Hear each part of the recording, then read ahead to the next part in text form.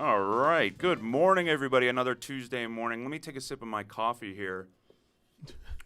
Nothing warms my heart quite like a fresh coffee. Well, almost nothing, because I'm here talking to Bill Talarico and Matt Rogers about FANT. Boys, I'm excited for today's show. What's going on? Another great intro from Evan. How do we follow that?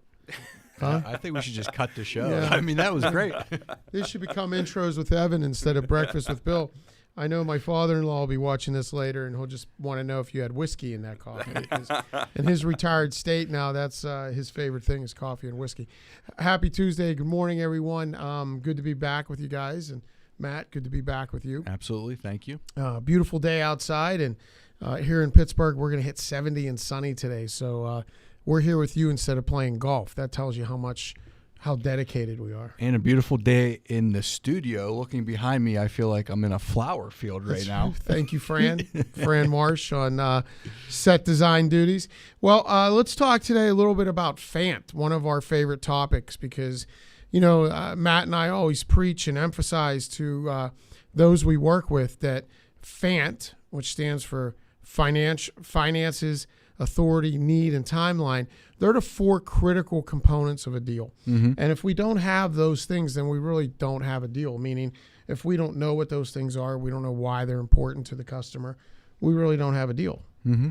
And they're really our playbook when we're going through a process. And mind you that it's not linear. It's not like we walk in and we find out financial.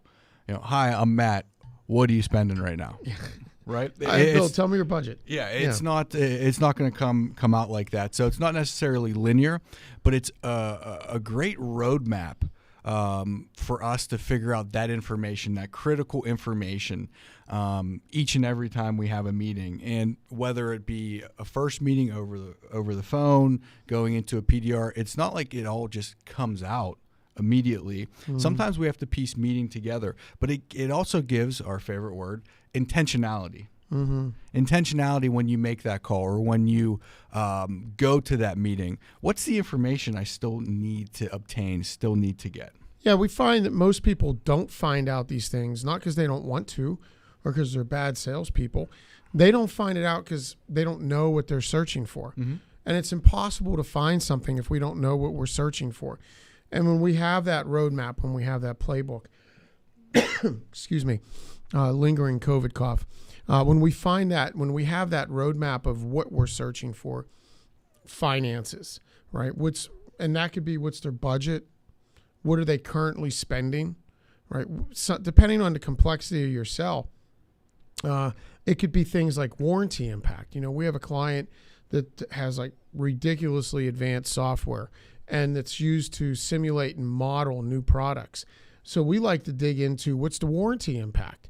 So for products that you designed in our software versus products you designed outside of our software, what's the warranty impact? In other words, how much more were we able to perfect the design, perfect the product in our software versus through other prototypes? So finances means budget, means what are you currently spending, because what they're currently spending is what they're conditioned to. So impact of not making a decision, their financial repercussions of perhaps not making a decision. And Bill, I think what you're getting at, that they're not binary, just a yes, no. We have timeline. We have financial information. We know who's making the decision. There's nuances. There's degrees. There's levels to it. And so I think the really good salespeople can live in finances and live in discovery. Yeah, we'll live in discovery, but they could just set up shop in the financial realm. Right. They could set up shop in the authority realm and stay there. Not we dislike when salespeople say, "Hey, are you the person that makes the decision? Can you sign on the dotted line?" There's more nuance to that. And in the weeks ahead, we'll go deeper into each of these elements, but we wanted to make sure today you understood the overview, the understanding of why this is important. As Matt said, it is not binary. It is not linear. We're not picking on anybody and we're not picking fights, but there are some systems and some people that would tell you once you go from one of these, or one area of the sales process to the next, you're done. you never go backward, right? They go as far to use analogies like locking a submarine door. That's not the real world, right? The real world, especially with a complex sell, is we go back and forth all the time because there's new people introduced to the process. If we're doing our job well, we're listening, we're intentional, as Matt says, and we're thinking, we're going to be uncovering new things. We're going to be uncovering new people that we need to introduce to the process. So as we go through that, we're always in discovery. And remember, we want to understand finances. The next thing we want to understand, which is critically important, is the authority. And it's authority is not a person. Authority is a process. So we want to discover what the decision process looks like and not spend too much time worried about decision makers. I don't know if there are decision makers anymore. I love when people come in to sell us something or call me. And they're like, oh, because, my name's on the door. So they think I'm the decision maker. They assume I own the company. Well, in reality, I don't. My wife does. Susie's the Tellerico of the Tellerico Group. I was really smart because I knew I didn't have the responsibility to pay bills. So Susie's in charge, right? And then I would never make a decision without including Matt or including Ron, our other partner. I just don't dictate those type of decisions that are going to impact my colleagues, my partners, and our team. So, yeah, my name's on the door, but I'm not the decision maker, right? There's a decision process. And when people bypass that and assume that I'm the decision maker, it kind of cracks me up. Yeah, well, the question we love there is, walk me through your process from here. And it's never too early to ask that question, even before they might get a proposal or a quote or whatever happens in your sales process. Hey, I'll be able to come back in a couple of days with proposal in hand. I want to walk through it. What happens next? Yeah, if it makes sense, what happens next? Walk me through the process. Absolutely. And just real quick, because it's in my mind, it's hilarious because I keep wanting to say fudge it with instead of budget and adding the financial. So talk a little bit about changing the finances from budget, because there's a lot of our clients from a couple years ago that still know BANT rather than FANT. So, the concept of BANT was introduced to me, BANT, for budget, authority, need, and timeline, was introduced to me probably 15, 20 years ago in my career by some of my mentors, and I had incredible mentors. And my three biggest mentors, Tony Bonnetti, Dean Arnold, and Dan Dorn, were all from IBM lineage. And they all had gone through, the IBM sales training. Dan Dorn, who's part of our team now, Dan actually ran the IBM Sales College in Atlanta for a while. And they taught me BANT, budget, authority, need, and timeline. And that's how I grew up in sales. I grew up trying to strive to understand those things.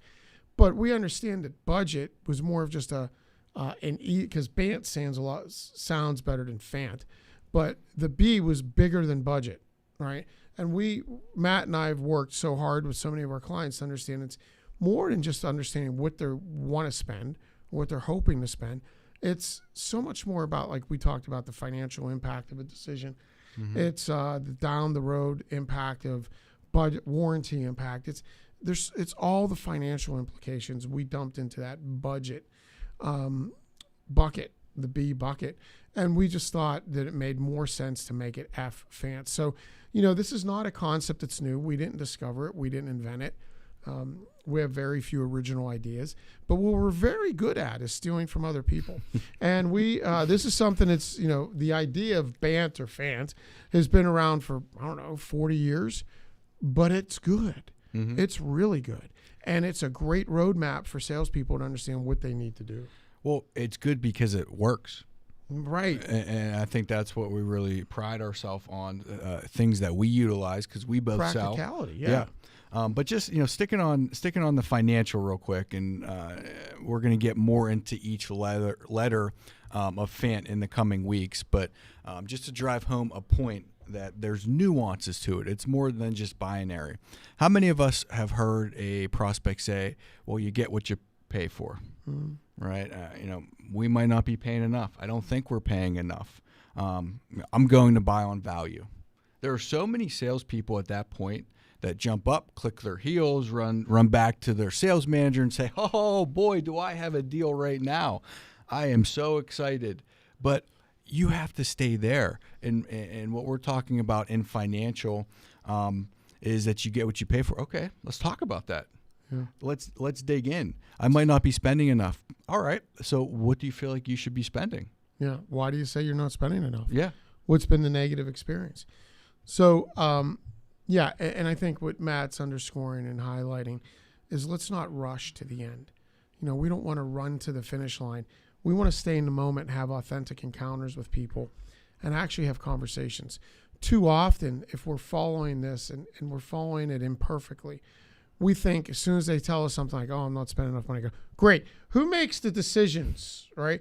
And it's, no, let's not rush. Let's stay in the moment and have authentic conversations with authentic people, help them, get the information that we know we need to help them, and we'll have great outcomes. Mm-hmm. So when we go through FANT, again, it's financial authority, need.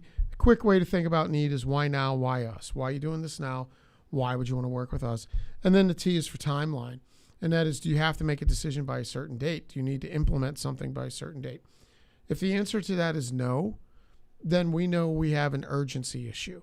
So if there's no timeline, if there's no T, then we have an urgency issue because we either need to help them understand why they need to move forward.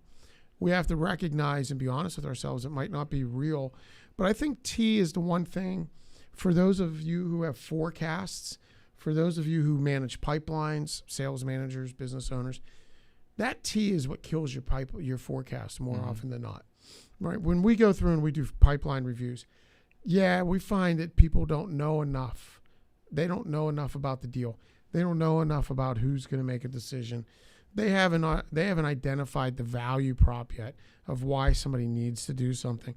But if there's no T, salespeople are pretty weak at creating urgency because we can't generate artificial urgency. We just can't. Mm-hmm. And if there's that lack of timeline, we need to be professional enough to talk about, okay, why is this important? Right? Not about pushing the timeline. Now, if we do get a timeline, we like to fall into what we call sales as project management, where we start setting out our dates, we start setting out milestones, what needs to happen by what date. So couple things to think about, though. If we do this well, we'll have very accurate forecasts. Anytime we work with a client and we do an evaluation of their sales team, the sales effectiveness and improvement analysis, which we ask each salesperson on the team to think of 4 opportunities that are proposal ready and ready to close.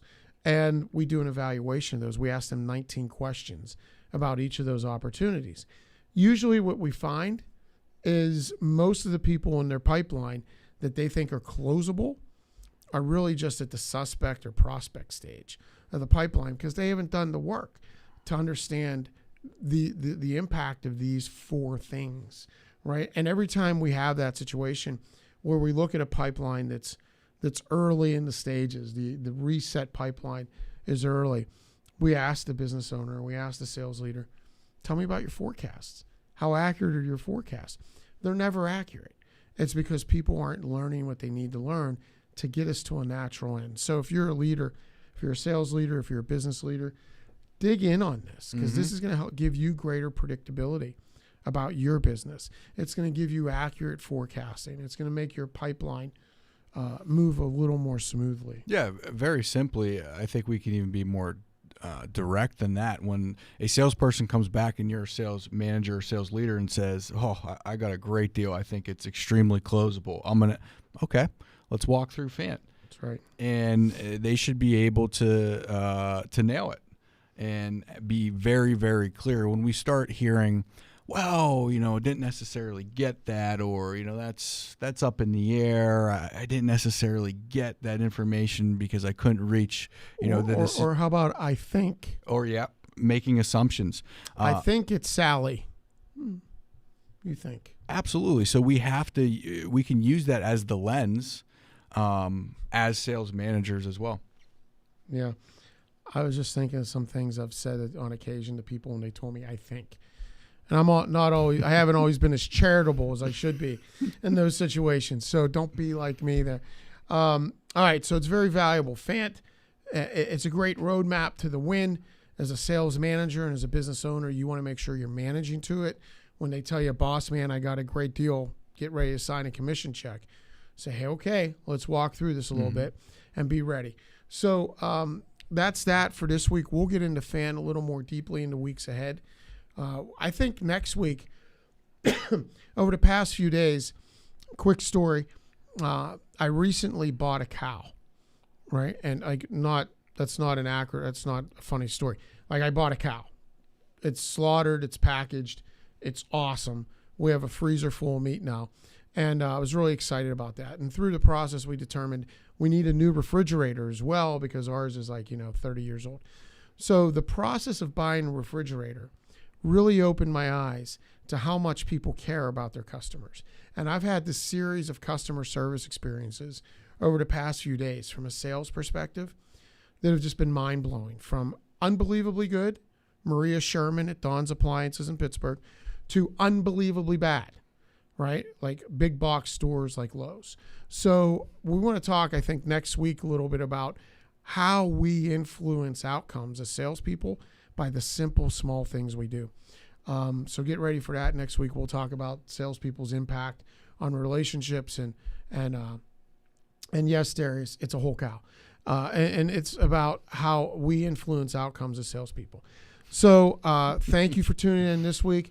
For all of those who are celebrating Passover, we hope you have a wonderful Passover. For those of us who are celebrating Easter this weekend, happy Easter to you. Hope you have a blessed week and a blessed celebration. Thanks for being with us. God bless. We'll see you next week. Thank you.